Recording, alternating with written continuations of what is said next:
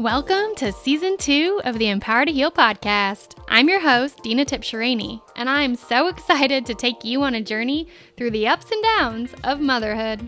Together, we are going to learn, prepare for, and unearth all things motherhood, because I believe that exposure and awareness can lead to empowerment. So buckle up for an unfiltered, raw, and insightful journey. Hello and welcome to Season 2 of the Empower to Heal podcast. I'm so excited that you're here today because we are going to be diving in even deeper around what is matrescence and what do we experience in this season of life. If you've been tuning in, you know that earlier on in our season, in episode 2, we talked about what is matrescence.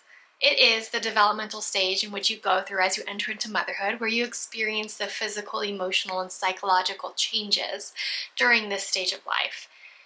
And episode 3, we talked about what psychological experiences and changes that we go through during matrescence.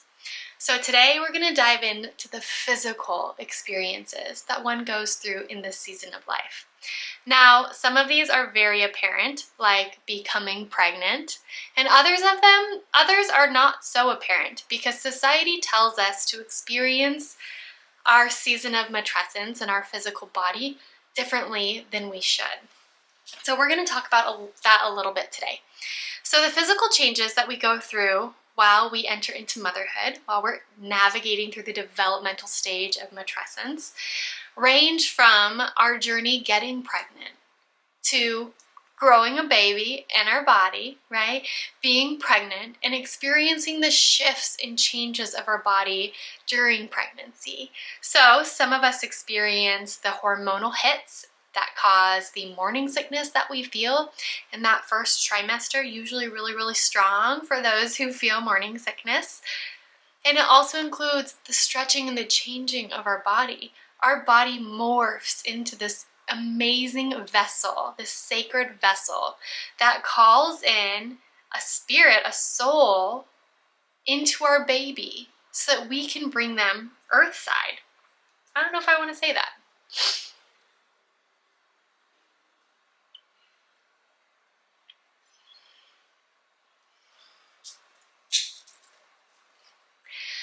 Our body is a sacred vessel that morphs and changes, transforms and grows. As it grows, our baby. It's an amazing phenomenon that is really difficult for a human brain to grasp. As we are walking, talking, eating, sleeping, working, doing whatever it is that we're doing during our day, we are growing a baby inside of us. We are growing their brain and their heart and their precious little nervous system. We're growing their eyeballs, right? Their cute little fingernails, all of the things so that our baby can enter into this world healthy. And we do that subconsciously. We don't think about like, oh, today I gotta focus on them eyeballs, right? No, it's something that's subconscious. And we experience and we know the changes are happening as our belly grows and gets bigger and our breasts get larger, right? And they prepare to make milk. And as our body shifts and changes, sometimes we feel it in different ways. We can feel it in our hips, we can feel it in our groin and our lower belly as it stretches and the weight gets heavier and our baby transitions down. We feel the kicks and the punches and the elbows from the inside poking out. We feel this crazy sensation of a child inside us, the child that will be in our arms someday soon. And this physical change that we go through in pregnancy is just as sacred as the physical changes we go through in our postpartum season. I'm using the word postpartum not to describe emotions and feelings, but postpartum is actually defined as the stage of life following childbirth. The stage, I think it's defined in psychiatry terms, in psychology, to be a year after having your baby, you are considered postpartum. Well, society tells you it's much longer than that.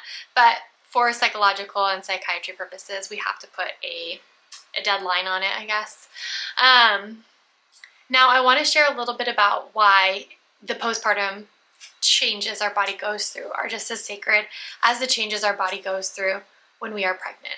So we're pregnant and we're preparing for the birth of our child. Usually, like I said before in a previous episode, usually all of our attention goes to preparing for the birth of our child because it feels like such a important and vital thing to prepare our body and our mind for. It's huge, a huge feat to go through, and simultaneously, it's completely natural and normal, and humans have done it for the existence of humankind. So as we go through laboring, and our belly and our muscles contract and push our baby down and out through our birth canal, we also begin preparing for life without a baby in our belly. And those changes can be quite interesting. So, to recap up to this point, matrescence includes the physical changes from getting pregnant to being pregnant and carrying your baby to laboring and delivering your baby.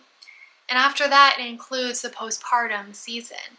So once you birth your baby, you begin producing milk so that you can feed your baby, right? Your body produces milk. It produces colostrum first, which is a extremely vitamin, nutrient rich yellow milk that comes out of you, and you produce this just for a little bit in the beginning stages, and this is like the kick of nutrition your baby needs as they enter into this world, and they are earthside.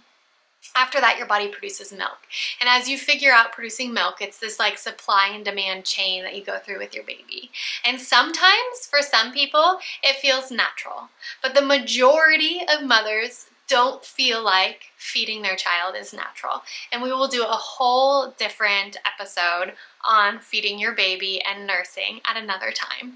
But just know that the breastfeeding, the nursing, the chest feeding, the pumping, if you're like me, I had to exclusively pump to feed my child, all of that is part of what our physical body is being demanded and needing to do in order to care for and feed our baby if we choose to feed our baby with breast milk.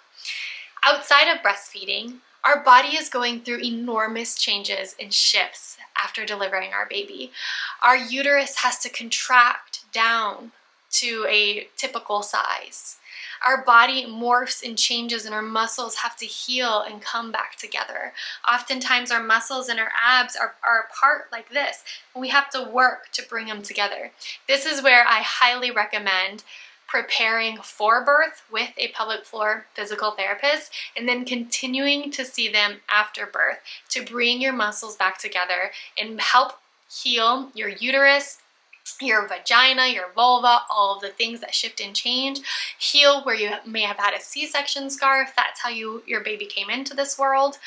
But your body is shifting and changing to come back to a non-pregnant state. Now, I want to make extremely clear here that this is not called bouncing back.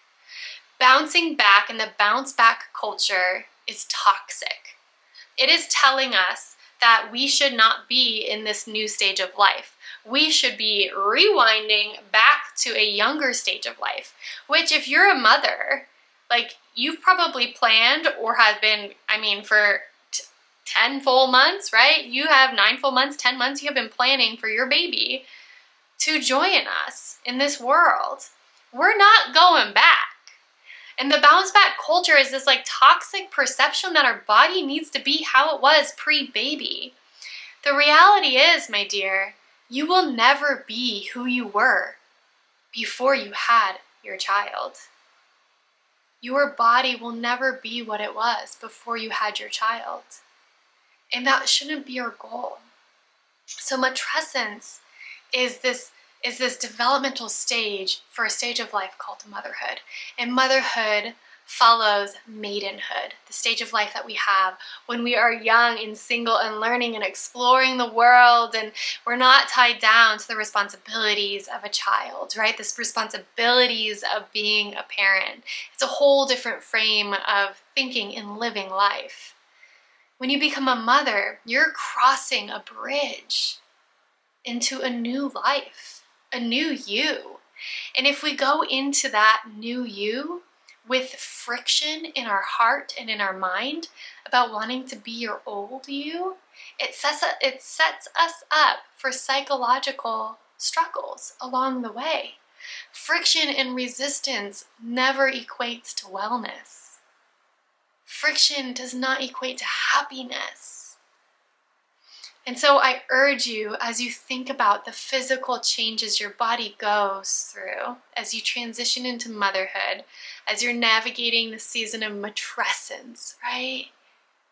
I urge you to honor and see all that you've done. Your body may jiggle differently. You might have some extra loose skin on your tummy. You might have what I like to call tiger stripes, those stretch marks that are symbols of how your body morphed to hold your baby as you grew your baby in your womb, right?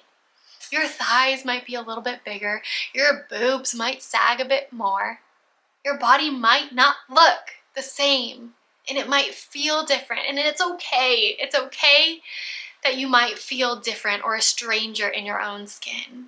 It's okay to acknowledge that feeling that you might have, like, ooh, what is this? And why does it feel this way, right? It's okay to acknowledge that. We don't want to turn a blind eye to it. But we also don't want to try and force ourselves to be something we will never be again, because then we won't feel well in this season of life. So, my words of wisdom to you, take it from me, somebody who has struggled with my body image and my changes that my body has gone through since becoming a mother. It is the most sacred journey you could ever experience. And honor your body, honor your wisdom, honor your freaking power every step of the way. Allow yourself to grieve parts of yourself that you miss. That's okay. But then allow yourself to spread your wings and transition into this new you as a mother. I'm so excited to continue conversations around matrescence with you. In our next episode in this season, we're going to talk about the emotional and relational changes that you might experience in this season of life. I'm so excited to see you there.